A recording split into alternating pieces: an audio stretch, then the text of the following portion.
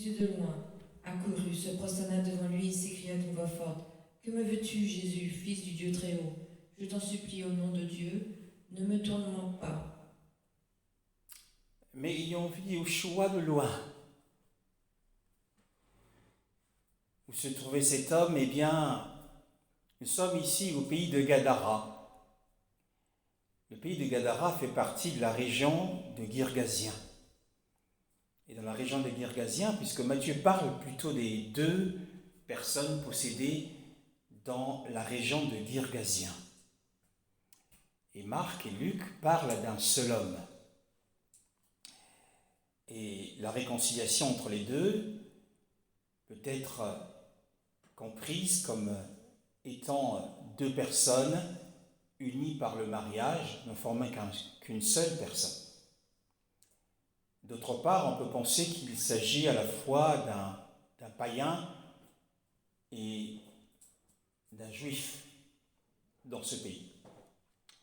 Mais dans tous les cas, cet homme qui était possédé était un païen.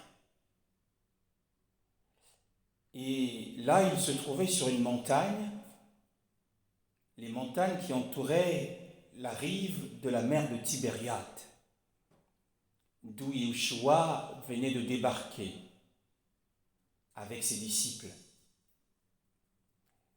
Et alors qu'il se trouvait sur cette montagne, puisque les tombeaux, la Bible parle des tombeaux, il vivait dans les tombeaux, eh bien les tombeaux à l'époque de la Bible étaient creusés dans des rochers et dans les montagnes.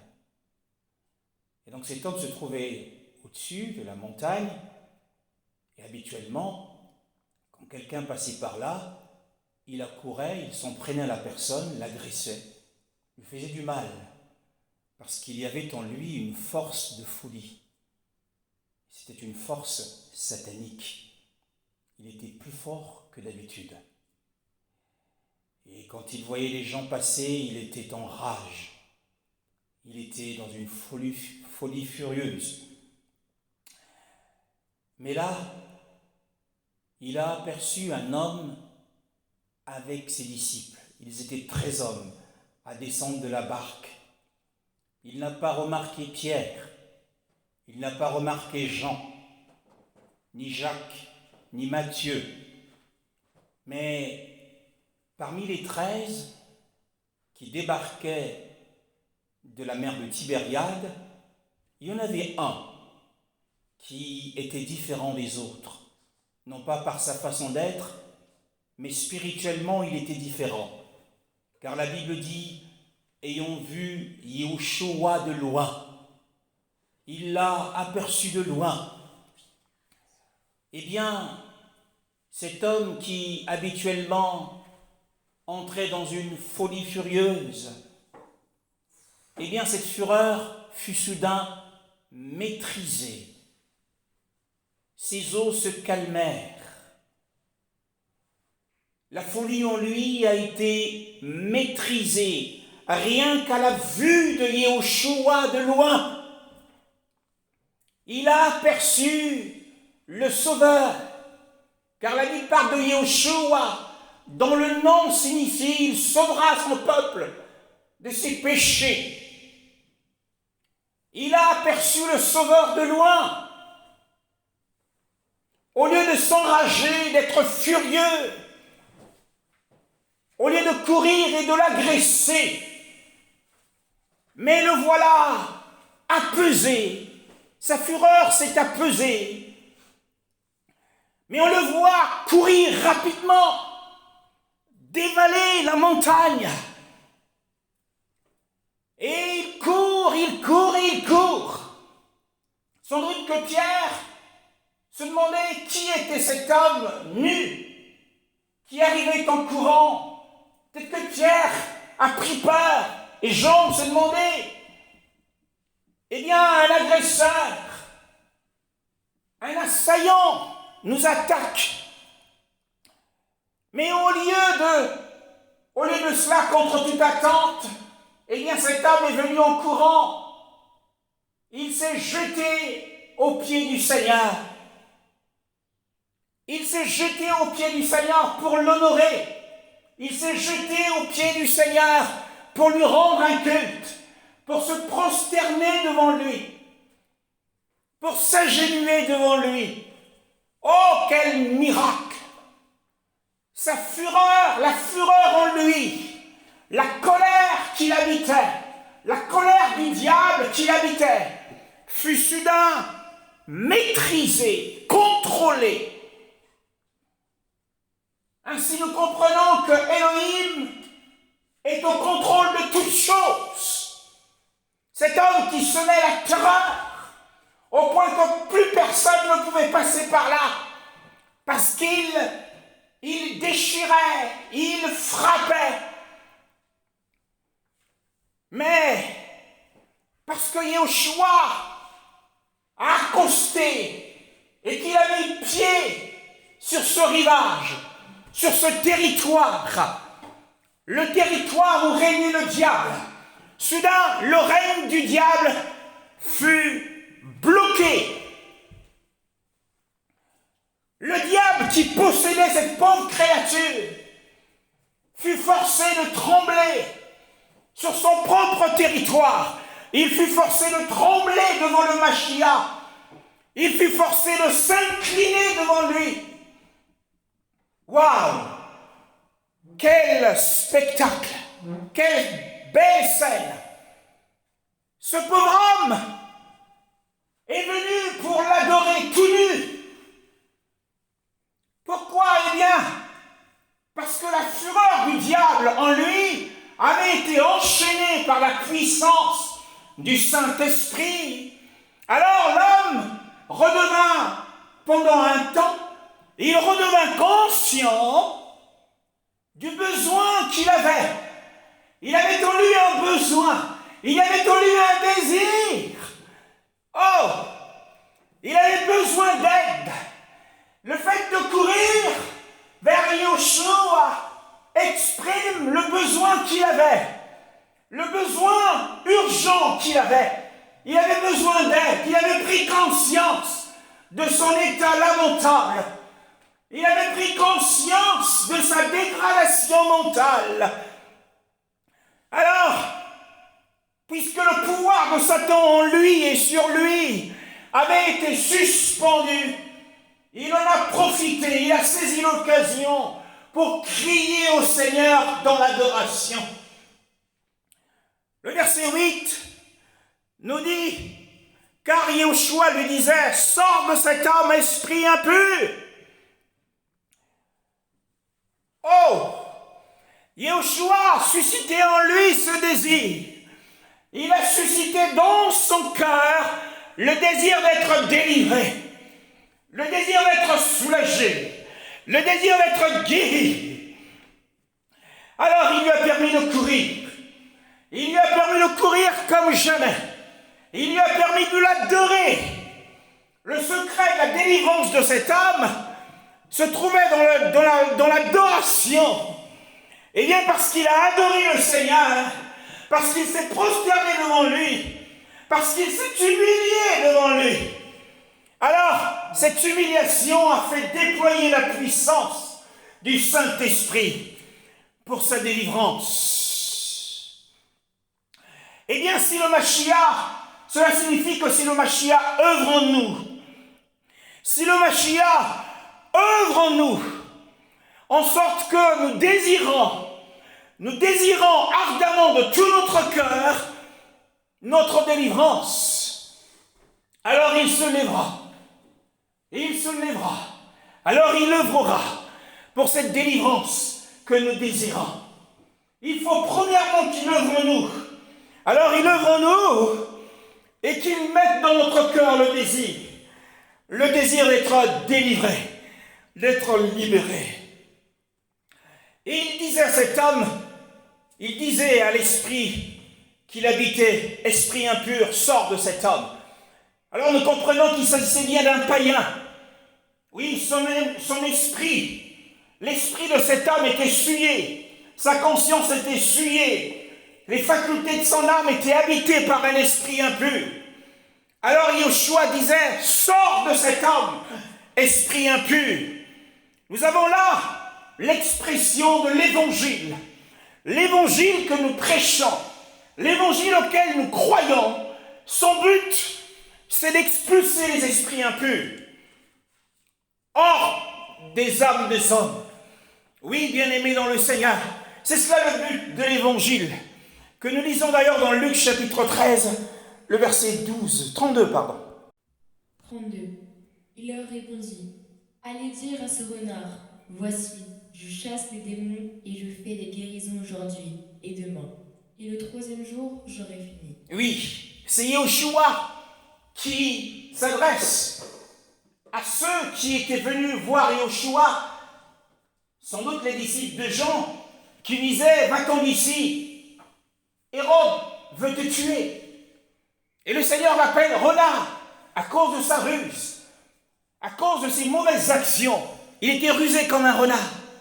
Et le Seigneur lui dit, allez lui dire, voici, je chasse les démons aujourd'hui, demain et le troisième jour. Je chasse les démons, je guéris les malades, aujourd'hui, demain et le troisième jour. Et ainsi le Seigneur nous donne globalement le but de l'évangile, qui est de chasser les démons des corps des hommes. Pourquoi? Eh bien, pourquoi Yeshua disait-il à cet homme, esprit impur, sors de cet homme? Eh bien, il le disait afin que le Saint-Esprit prenne possession de l'homme et qu'il y domine. Si l'esprit impur ne sort pas, le Saint-Esprit ne viendra pas. Il faut premièrement que l'esprit impur sorte de l'âme pour que le Saint-Esprit en son tour vienne. Car il est écrit dans 2 Corinthiens chapitre 6, le verset 14, ces paroles. Ne formez pas un attelage disparate avec des incroyants. En effet, quelle relation intra-t-il entre la justice et le mal? Ou qu'y a-t-il de commun entre la lumière et les ténèbres? Oui, qu'y a-t-il de commun entre la lumière et les ténèbres? Il ne peut pas y avoir dans un corps à la fois le Saint-Esprit et les esprits de méchanceté.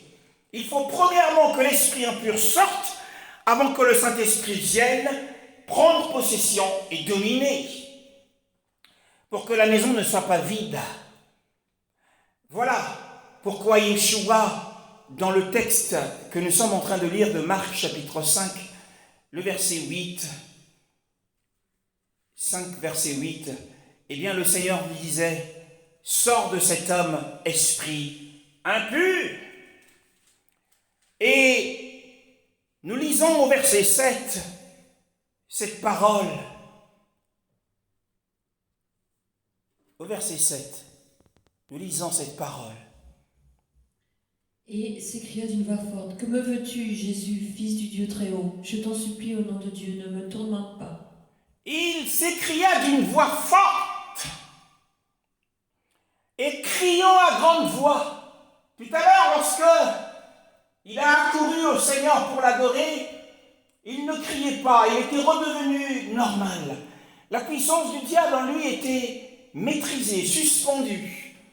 Et là, soudain, après que Yeshua ait dit « Sors de cet homme, esprit impur », alors l'esprit en lui s'est mis à crier à grande voix. En réalité, le diable a utilisé la langue de cet homme, cette fois-ci. Il a utilisé la langue de ce pauvre homme. Parce que ce pauvre homme, lorsqu'il est venu au Seigneur, il s'est mis à l'adorer. Mais le Seigneur, qui a le discernement parfait de toutes choses, il a vu que cet homme avait un esprit impur.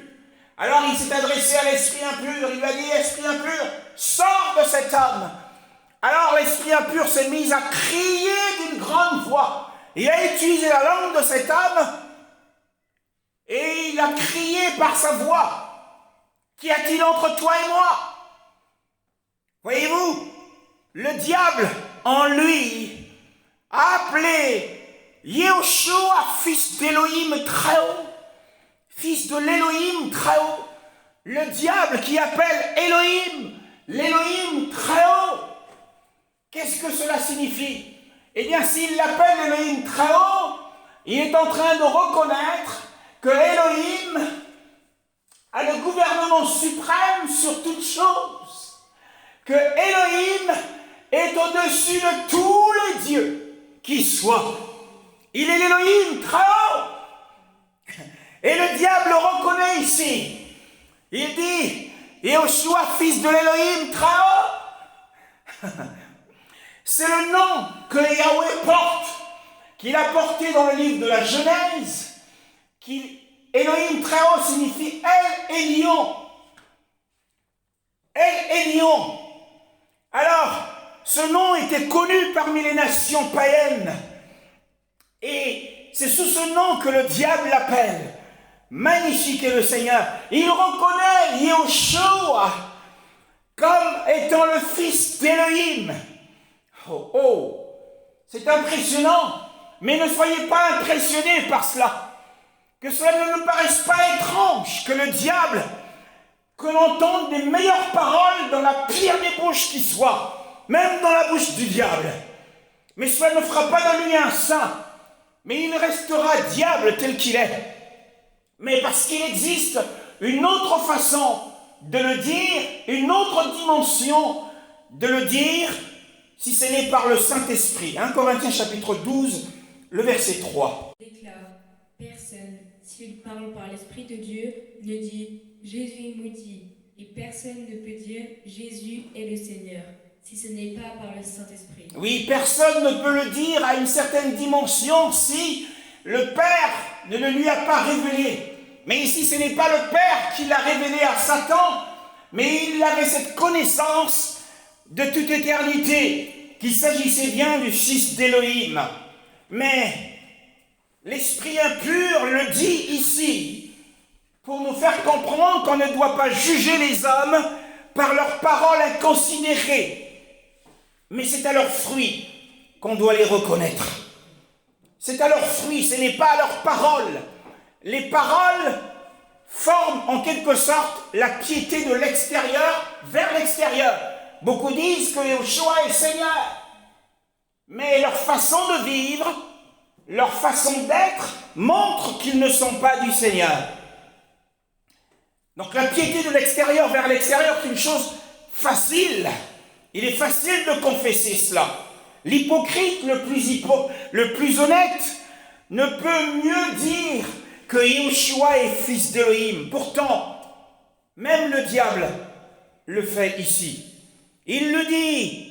Qu'y a-t-il, si nous retournons au texte que nous sommes en train de lire de Marc chapitre 5, le verset 7. En criant à grande voix, il dit, qu'y a-t-il entre toi et moi? Oui, qu'y a-t-il? Mais il n'y a aucun intérêt. Satan n'a aucun intérêt avec le Seigneur. Il ne fait pas partie du plan du salut. Le Seigneur l'a ignoré dans le plan du salut. Il a ignoré les démons dans le plan du salut. Ils sont condamnés pour toujours. Donc il n'y a rien entre Satan et le Seigneur. Je ne désire rien à faire avec toi. Tu le sais, je ne peux pas me tenir devant toi de peur que je ne tombe. Alors je ne voudrais pas tomber. Qu'y a-t-il entre toi et moi? Et il dit, plus loin, je te conjure, au nom d'Élohim, de ne pas me tourmenter. Le diable ici essaie de calmer le Seigneur, qui lui disait, sors de cet homme. Il ne lui disait pas avec douceur, il le lui disait avec autorité, montrant qu'il était en colère contre le diable. Nous devons montrer au diable que nous sommes en colère contre lui, au nom du Seigneur. Alors le diable tente de calmer la colère de Yehoshua, fils d'Élohim, en disant, je te conjure, au nom d'Élohim, au nom de l'amour de Dieu, au nom de l'amour d'Élohim qui m'a permis de posséder cet homme, qui m'a permis de prendre possession de cet homme, je t'en supplie instamment, que même si tu me chasses ici, ne me tourmente pas, ne m'empêche pas d'aller faire du mal ailleurs. Oh, même si je sais que je suis condamné pour toujours et que je serai envoyé dans les chaînes, mais ne m'envoie pas tout de suite dans les chaînes des ténèbres. Ne me tourmente pas, ne m'envoie pas dans l'abîme, ne m'envoie pas dans le puits où je serai enchaîné pendant 1000 ans. pour l'instant, laisse-moi aller ça et là sur toute la terre, cherchant qui dévorer, laisse-moi encore faire du mal. Oh, nous comprenons que le Seigneur est au contrôle de toutes choses, même du royaume des ténèbres. Il est au contrôle de tout. Ici, Satan est en train de le supplier de ne pas le tourmenter, que pour lui le temps n'est pas encore arrivé. Au verset 8, 9, et il lui demanda, et cette demande est une exigence par contre, quel est ton nom? Quel est ton nom? Donne-moi ton nom, je te l'exige. Yeshua, ici, demande le nom de cet esprit afin que les disciples qui assistaient à cette délivrance puissent être touchés par le nombre et la puissance immense des esprits impurs et malins qui possédaient cet homme.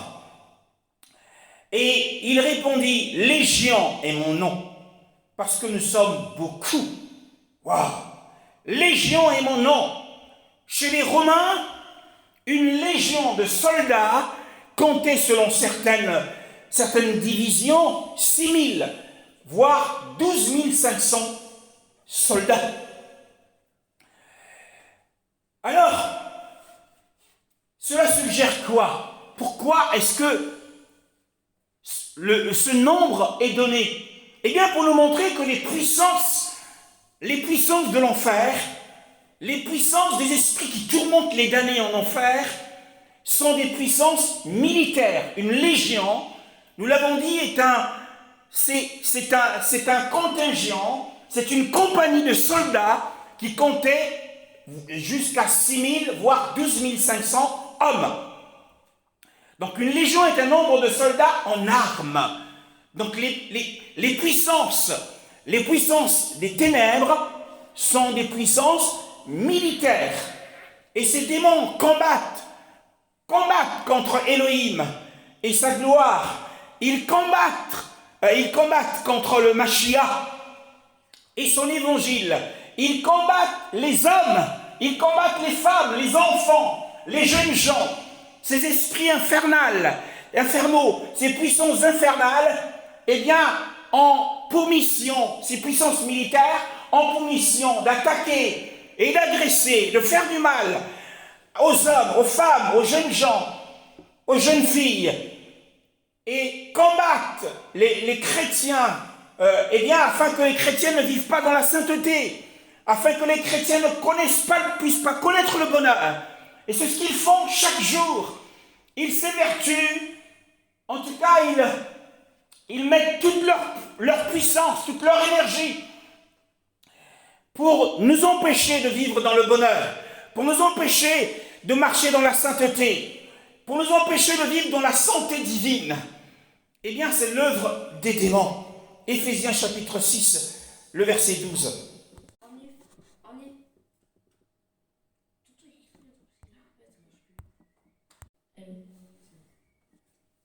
En effet, ce n'est pas contre l'homme que nous avons à lutter, mais contre les puissances, contre les autorités, contre les souverains de ce monde de ténèbres, contre les esprits du mal dans les lieux célestes. Oui, donc ils sont un ordre, ils sont beaucoup.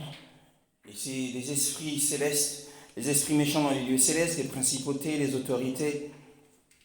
C'est contre eux que nous luttons, contre eux que nous combattons. Et la Bible dit dans Marc chapitre 5, le verset 9, « Légion est mon nom parce que nous sommes beaucoup. » Il le dit pour essayer d'impressionner le Seigneur. Nous sommes nombreux. Ils s'en vantent. Ils se vantent comme s'ils espéraient qu'ils étaient trop nombreux pour que le Seigneur puisse ne pas s'occuper d'eux. Puisse se dire, ils sont trop nombreux, on ne peut rien y faire. Il essaie d'impressionner, il essaie d'intimider le Seigneur. Ça fait partie des manœuvres du diable, l'intimidation, car nous sommes nombreux. Alors nous pouvons comprendre quelle multitude qu'il y a d'esprits apostats. Ils sont tous ennemis d'Élohim et ennemis des hommes. Ce ne sont pas nos amis, ce sont nos ennemis. Alors, Nous avons donc ici une légion qui se tenait en garnison dans cette pauvre créature contre le Mashiach.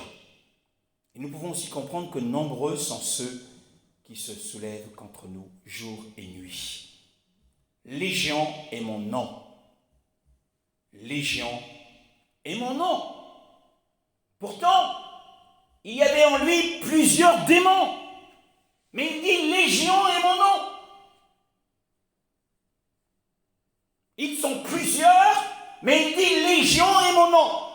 Qu'est-ce que cela signifie? Eh bien, cela signifie que ces esprits infernaux étaient unanimes.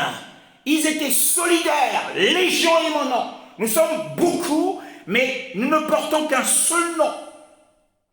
Ils étaient unanimes. Ils ont formé une seule légion. L'unité. Alors cette unité, cette compagnie de démons qui ne formaient qu'un seul, comme un seul homme, ils étaient engagés dans la même mauvaise cause. Ils étaient engagés dans la même cause. Légion est mon nom. Tous comme un seul homme, ils ont dit Légion est mon nom. Alors, qu'y a-t-il entre toi et moi? Ils sont très puissants. Lorsqu'ils sont unanimes, ils sont très puissants. Qui peut tenir contre une légion? Qui peut tenir devant une légion? Bien-aimés dans le Seigneur, nous ne sommes pas de taille face à nos ennemis spirituels. Par nos propres forces, nous ne pouvons rien faire contre nos ennemis spirituels par nos propres forces, par notre propre énergie, par notre propre intelligence, par notre propre savoir, par les méthodes humaines. Nous ne pouvons absolument rien faire contre les puissances du mal. La médecine ne peut rien faire contre la puissance du mal. Ceux qui ont tenté de guérir cet homme, la Bible dit qu'ils essayaient de enchaîner ses bras. Ils essayaient de mettre des fers sur ses pieds, mais à chaque fois, ils les brisaient. Ils étaient incapables de l'apprivoiser. Ceux qui essayaient de guérir ce fou, ils ont essayé avec la médecine de le guérir, mais ils n'y sont pas parvenus. Nous ne sommes pas de taille, parce que le problème de cet homme était un problème spirituel. Nous ne sommes pas de taille à faire face à nos ennemis spirituels. Mais dans le Seigneur, si nous sommes dans le Seigneur, si nous sommes dans sa force toute puissante, et par sa puissance, nous pouvons leur tenir tête. Même s'ils sont légions, même s'ils sont 6 000, même s'ils sont 12 000, même s'ils sont 15 000, 70 000, eh bien si nous sommes revêtus de la puissance du Seigneur, eh bien nous les mettrons tous en déroute. Même s'il y a un ordre parmi eux, comme nous l'avons lu tout à l'heure, et il y a les principautés, il y a les autorités, et il y a les puissances, et il y a les esprits méchants dans les lieux célestes. Mais le revêtement de puissance, l'autorité dont le Seigneur nous a conférée, nous permet de les mettre en déroute, quelle que soit leur unanimité, quelle que soit leur solidarité, quelle que soit leur unité. Le verset 11 et le verset 12.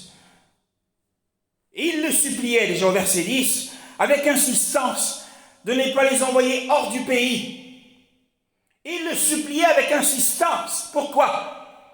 Parce qu'il semblait, ces esprits méchants, semblaient avoir une affection particulière pour ce pays. Ils semblaient avoir une affection particulière pour cette région. Il y a des démons qui affectionnent certaines régions, certaines maisons, certains lieux. Et ils ne veulent pas s'en aller de là. Ils le supplièrent avec insistance de ne pas les envoyer hors de la contrée où ils étaient. Pourquoi? Pourquoi? Parce qu'ils avaient une rancune contre les hommes qui habitaient là. Parce qu'ils voulaient avoir la liberté de pouvoir parcourir le reste du pays. Eh bien, pourquoi voulaient-ils encore demeurer là? Parce que dans ce territoire des Gadéraniens, de la tribu de Gad, beaucoup de Juifs avaient abandonné la foi. Ils s'étaient détournés de l'alliance du Seigneur. Et ils avaient donné sur eux, ils avaient donné à Satan d'avoir le pouvoir sur eux. Et il y avait beaucoup de païens en ces lieux-là. Alors les démons les connaissaient par expérience.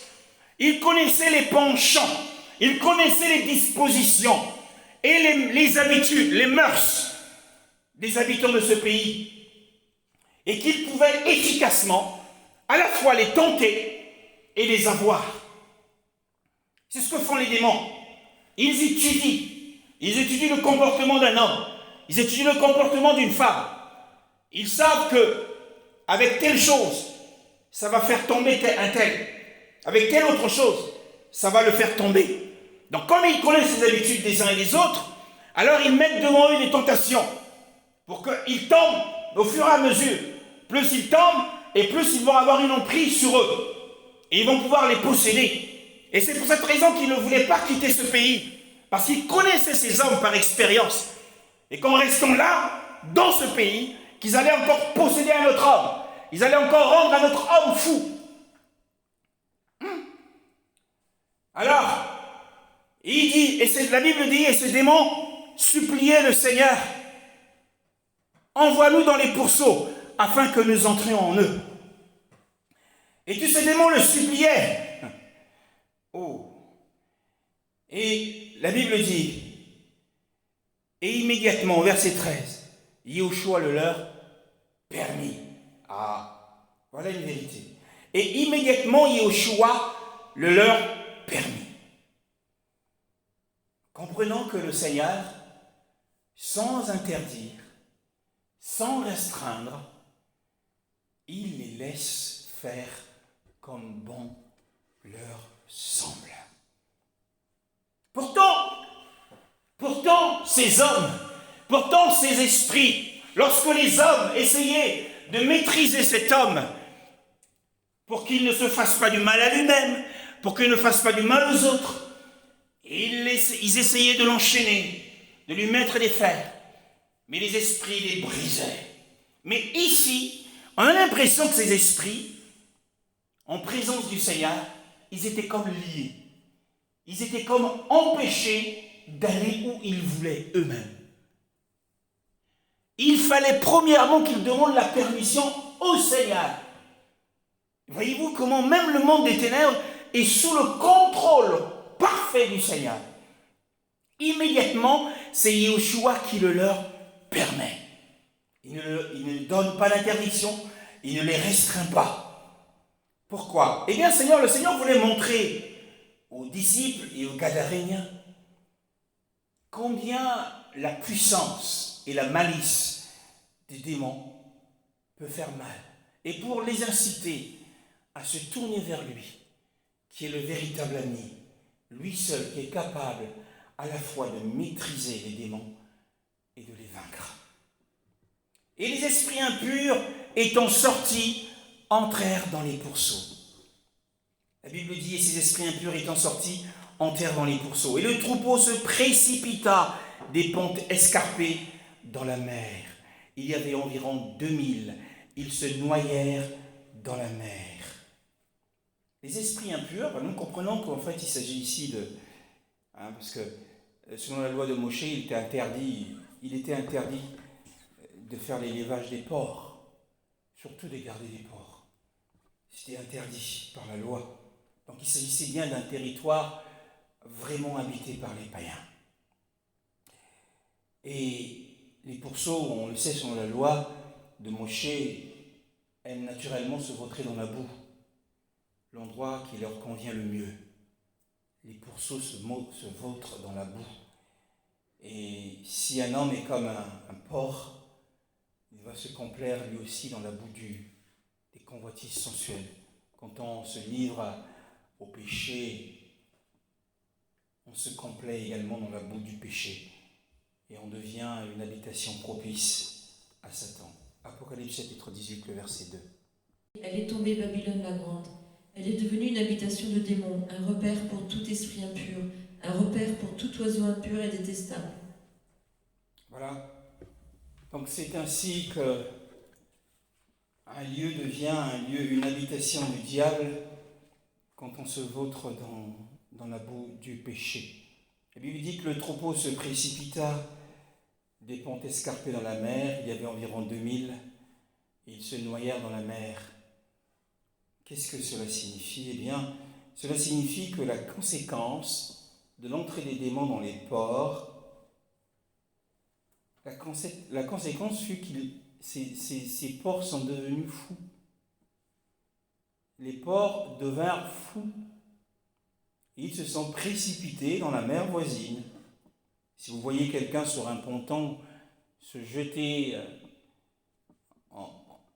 dans une eau profonde, vous direz, mais il est fou celui-là. Alors ces porcs qui ne savent pas nager, comme des fous, se sont noyés. Alors, nous avons là une leçon importante à comprendre, c'est que